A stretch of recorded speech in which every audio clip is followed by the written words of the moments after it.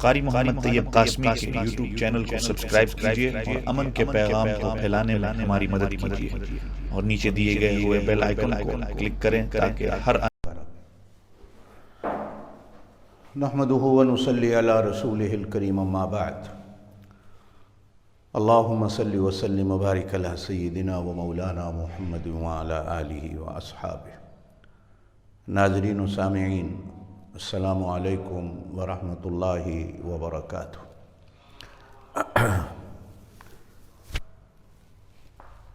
کل کسی دوست نے میسج کرتے ہوئے ایک بات لکھی کہ یہ جو آپ پیچھے روضہ پاک کی جالیوں کی تصویر لگائے ہوئے ہیں اسے ہٹا دیں کہ بے ادبی ہوتی ہے۔ اللہ تعالیٰ آپ کو جزا دے، آپ کی محبت، آپ کی عقیدت کا ادب و احترام، لیکن یاد رکھیے کہ ہم تصویروں کی پوجا کرنے والے نہیں ہیں اور نہ ہم نے اس کو ثواب سمجھ کر لگایا ہوا ہے۔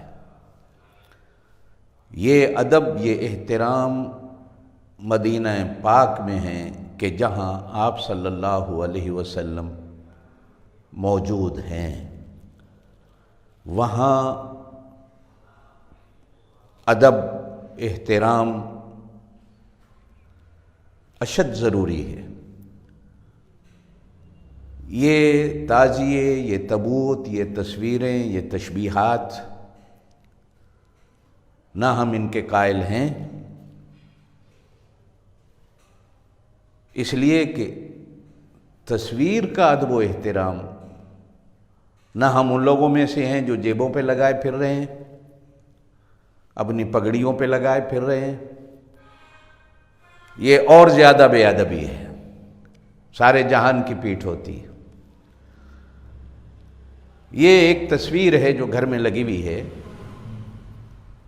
نہ ہم نے اس کو ثواب سمجھ کر لگایا ہے، نہ ثواب سمجھ کر بیٹھتے ہیں۔ پھر بھی جی بسم اللہ آپ کا کہنا سر آنکھوں پر، انشاءاللہ ہم اس کی احتیاط کریں گے تاکہ آپ کی دل شکنی نہ ہو۔ ہم جس نبی پاک صلی اللہ علیہ وسلم کا ذکر کرتے ہیں وہ نبی پاک صلی اللہ علیہ وسلم کسی کی دل شکنی نہیں کرتے تھے۔ آپ کا ادب، آپ کا احترام، ہم اس کی قدر کرتے ہیں۔ انشاءاللہ تعالی اس کو ہم ہٹا دیں گے۔ اللہ کرے آپ راضی پھر بھی نہیں ہونا آپ نے،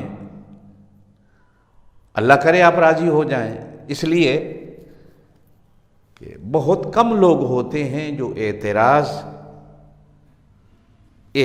سمجھ کر کرتے ہیں۔ بعض لوگوں کے اعتراض صرف ضد، صرف عناد اور فرقہ وارانہ ایک تعصب جو ہوتا ہے وہ ہوتا ہے۔ لیکن بہرحال پھر بھی میں چونکہ عشق رسالت سے تعلق رکھتا ہوں، میں بحمد اللہ اس محبت کا داعی ہوں، چاہنے والا ہوں، اسی پر جینا مرنا چاہتا ہوں، اسی پر ہی اللہ سے دعا کرتا ہوں اللہ میری آخرت اسی پر کرے کہ اللہ اور اللہ کے رسول کا نام ہو اور اللہ اس حالت میں موت دے دے۔ ڈر لگتا ہے پھر بھی انشاءاللہ تعالی ہم اس کو ہٹا دیں گے، اللہ آپ کو جزا دے۔ نبی پاک صلی اللہ علیہ وسلم کے ساتھ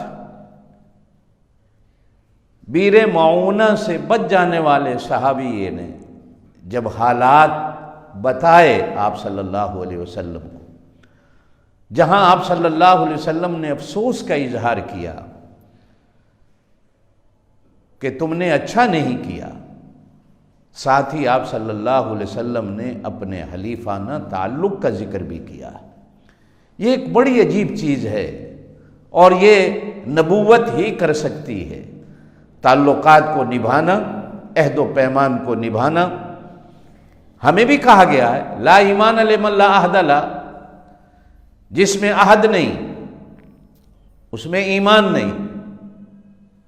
ولا ہاں لا ایمان لمن لا امانت لا ولا دین لمن لا عہد لا، کہ جس میں عہد کی پاسداری نہیں۔ ارشاد خداوند بھی ہوتا ہے بسم اللہ الرحمن الرحیم یا ایھا الذین آمنوا، ایمان والو اوفوا بالعقود، اپنے وعدوں کو پورا کرو۔ مدینہ پاک میں یہودیوں کا قبیلہ تھا بنو نذیر، بنو قینقاع اور بنو قریظہ، یہ تین یہودیوں کے بڑے قبائل تھے۔ بنو قریظہ تقریباً خیبر میں آباد تھا، بنو قینقاع اور بنو نذیر جو ہے یہ مدینہ میں بھی آباد تھے، تیمہ میں بھی آباد تھے اور ملک شام میں بھی آباد تھے، اور کچھ ان میں سے معمولی سے لوگ خیبر میں بھی آباد تھے۔ اور یہ قبیلہ بنو عامر کے بھی حلیف تھے۔ جب آپ صلی اللہ علیہ وسلم کو پتہ چلا کہ یہ قبیلہ بنو عامر کے بھی حلیف ہیں جنہوں نے بیر معونہ پہ 70 صحابہ کرام کو شہید کیا، تو آپ صلی اللہ علیہ وسلم اپنے چند دوستوں اور احباب کے ساتھ قبیلہ بنو نذیر کا رخ کرتے ہیں، اور ان سے بیٹھ کر اپنے حلیفانہ تعلقات کو سامنے رکھتے ہوئے ان دو آدمیوں کے جو اس صحابی کے ہاتھوں سے مارے گئے تھے دیت کا یا اسی سے ملتا جلتا کو معاملہ تھا کہ اسے حل کر لیا جائے، آپ صلی اللہ علیہ وسلم حضرت ابوبکر صدیق، حضرت عمر، حضرت عثمان غنی، حضرت زبیر، حضرت طلحہ، حضرت سعد بن معاذ، حضرت عبد الرحمن بن عوف اور حضرت سعد بن عبادہ، حضرت اسید بن حضیر رضوان اللہ مجمعین اور کچھ دیگر صحابہ کرام کے ساتھ بنو نذیر کے پاس اس مسئلے کے حل کے لیے تشریف لے گئے۔ آپ صلی اللہ علیہ وسلم بات چیت کرتے ہوئے کسی مکان کی دیوار کے سائے میں تشریف فرما تھے کہ یہودیوں نے سازش کی، قبیلہ بنو نذیر والوں نے، کہ ایک آدمی کو مکان کی چھت پہ بڑا وزنی پتھر دے کے چڑھایا، اور منصوبہ یہ تھا کہ اوپر سے پتھر نبی پاک صلی اللہ علیہ وسلم پر گرا کر نبی پاک صلی اللہ علیہ وسلم کو شہید کر دیا جائے۔ قریب تھا کہ وہ پتھر گرتا، آپ صلی اللہ علیہ وسلم کو وحی کے ذریعے سارا معاملہ بتا دیا گیا، اور آپ صلی اللہ علیہ وسلم اٹھ کھڑے ہوئے، ناراضگی کی حالت میں صحابہ کرام سے فرمایا کہ چلو۔ آپ صلی اللہ علیہ وسلم مدینہ پاک تشریف لے گئے۔ آپ صلی اللہ علیہ وسلم نے اپنے ایک صحابی حضرت محمد ابن مسلمہ رضی اللہ تعالیٰ عنہ کو یہودیوں کے پاس بھیجا اور پیغام دیا کہ تم نے عہد کا پاس نہیں کیا اور تم نے یہ غلط سازش اور منصوبہ بنایا، لہذا چند دن کی تمہیں مہلت دی جاتی ہے، مدینہ چھوڑ کے چلے جاؤ، اور اگر تم میں سے کوئی شخص اس دن کے بعد جب تک ہم مہلت دے رہے ہیں مدینے میں نظر آیا اسے قتل کر دیا جائے گا۔ چنانچہ آپ صلی اللہ علیہ وسلم حضرت عبداللہ ابن ام مکتوم رضی اللہ تعالیٰ عنہ کو مدینے کا گورنر والی بنا کر، ذمہ دار بنا کر بنو نذیر پر حملہ کرنے کے لیے مدینہ سے تشریف لے آئے۔ یہودی اپنے قلعوں میں محصور ہو گئے۔ آپ صلی اللہ علیہ وسلم نے محاصرہ کیا، اور یہ محاصرہ کتنے دن تک چلا۔ عبداللہ ابن ابی رئیس المنافقین نے یہود کو پیغام دیا کہ ہم تمہارے ساتھ ہیں، لیکن لڑنے کے لیے نہ آ سکا۔ اسی طرح یہودیوں کے دوسرے قبائل بھی اگرچہ یہودیوں کو ساتھ دینے کا کہہ تو رہے تھے، لیکن کسی میں جرت نہیں تھی کہ وہ نبی پاک صلی اللہ علیہ وسلم کے اس لشکر کا مقابلہ کرے، اور کوئی قبیلہ بھی بنو نذیر کی مدد کو نہیں آیا۔ بنو نذیر کے آخر حوصلے پست ہوئے تو نبی پاک صلی اللہ علیہ وسلم نے ان کو مدینہ سے جلا وطنی کا حکم دیا۔ اور ساتھ ہی حکم دیا کہ جتنا سامان اونٹ پر لاد سکتے ہو اتنا سامان لے جانے کی اجازت ہوگی. بچوں کو لے کر، بیویوں کو لے کر، عورتوں کو لے کر مدینہ سے نکل جاؤ. چنانچہ مورخین نے لکھا ہے کہ 600 اونٹوں پر یہودیوں نے اپنا سامان لادا، اپنے مکانات اور اپنے باغات کو اپنے ہاتھوں سے اجاڑا. ان میں سے کچھ خیبر جا کر آباد ہوئے اور کچھ نے ملک شام کی راہ لی. چنانچہ 400 کے قریب تلواریں، 50 یا 100 کے قریب زرہیں اور ان کے چھوڑے ہوئے مکانات اور زمینیں یہ مسلمانوں کے قبضے میں آئیں. آپ صلی اللہ علیہ وسلم نے یہ تمام مال مہاجرین میں تقسیم کر دیا. صرف 2 انصاری صحابہ تھے جو فقر و فاقہ زوروں پر تھا ان کے گھر میں، تو آپ صلی اللہ علیہ وسلم نے کچھ مال ان کو عطا فرمایا. ان میں سے ایک حضرت ابو دجانہ تھے جو غزوہ احد میں مجاہدانہ اور دلیرانہ جنہوں نے کارنامے انجام دیے تھے، جن کو آپ صلی اللہ علیہ وسلم نے اپنی تلوار مرحمت فرمائی تھی. اور دوسرے حضرت سہیل ابن حنیف رضی اللہ تعالیٰ عنہ تھے. سورہ حشر میں 28ویں سپارے میں یہ جو مال آیا، زمینیں آئیں، باغات، مکان آئے، ان کا ذکر بھی ملتا ہے اور اس کی تقسیم کا بھی ذکر ملتا ہے. اس کے بعد فوراً ہی تھوڑے دنوں کے بعد واقعہ ذات الرقاع ہوا.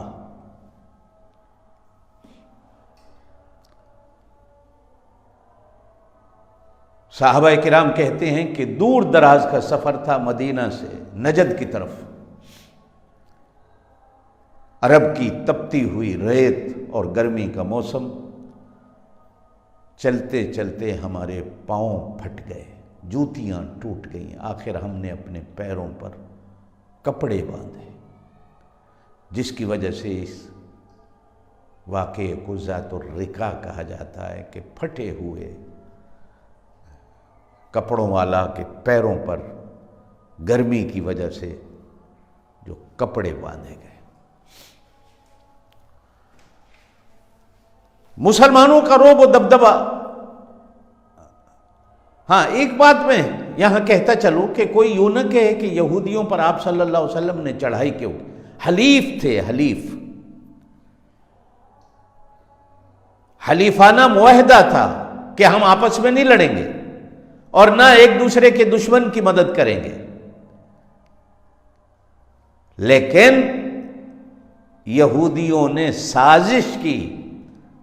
نبی پاک صلی اللہ علیہ وسلم تو بات چیت کرنے آئے ہوئے تھے، اور جب کوئی حلیف سازش کرتا ہے تو دوسرے حلیف کا حق بنتا ہے کہ ایسے سازشی آدمی کی کمر توڑی جائے.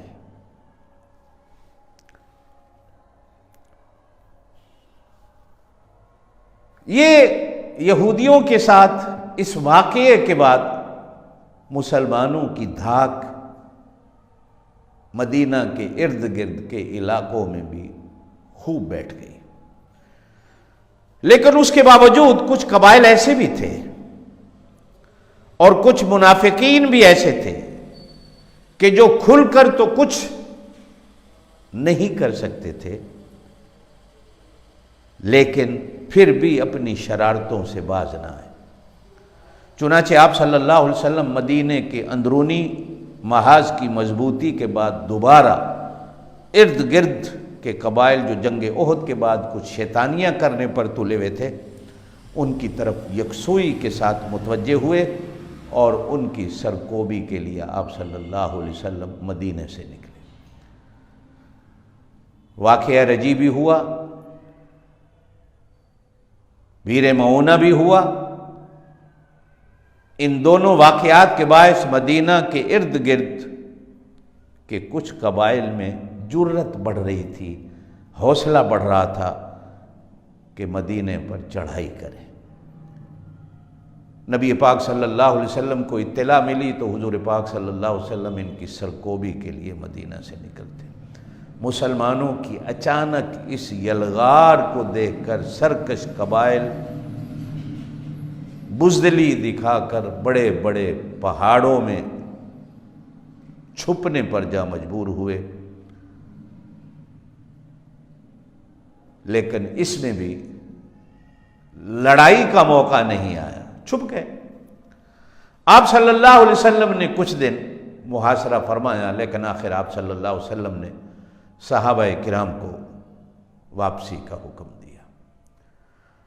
وہ جو ایک واقعہ مشہور ہے، بعض مورخین نے اسی غزوہ ذات الرقاع کی واپسی کے بعد لکھا ہے، بعض مورخین نے کسی اور جگہ پر اس واقعے کا ذکر کیا ہے کہ آپ صلی اللہ علیہ وسلم دوپہر کے وقت اس درخت کے سائے میں لیٹے ہوئے تھے کہ آپ نے اپنی تلوار لٹکا دی۔ اتنے میں ایک دشمن آیا جس نے تلوار اٹھائی اور لہرا کر زور سے بولا، اے محمد صلی اللہ علیہ وسلم، میری تلوار سے تمہیں آج کون بچائے گا؟ صحابہ بھی سو رہے تھے۔ نبی پاک صلی اللہ علیہ وسلم نے بڑے حوصلے سے فرمایا، اللہ۔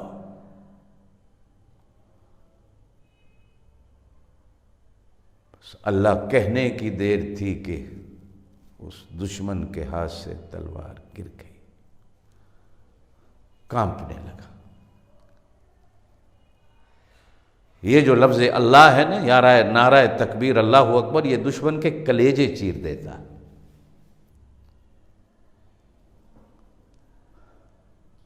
آپ صلی اللہ علیہ وسلم نے تلوار اٹھائی اور اٹھا کر ایسے دکھا کر کہا کہ میری تلوار سے تجھے کون بچائے؟ تو کہنے لگا، مجھے پتا ہے کہ آپ بخشنے والے اور معاف کرنے والے۔ آپ صلی اللہ علیہ وسلم نے تلوار کو رکھ دیا زمین پر، کہا جاؤ تمہیں معاف کر دیا۔ پھر وہ کلمہ پڑھ کر واپس ہوتا۔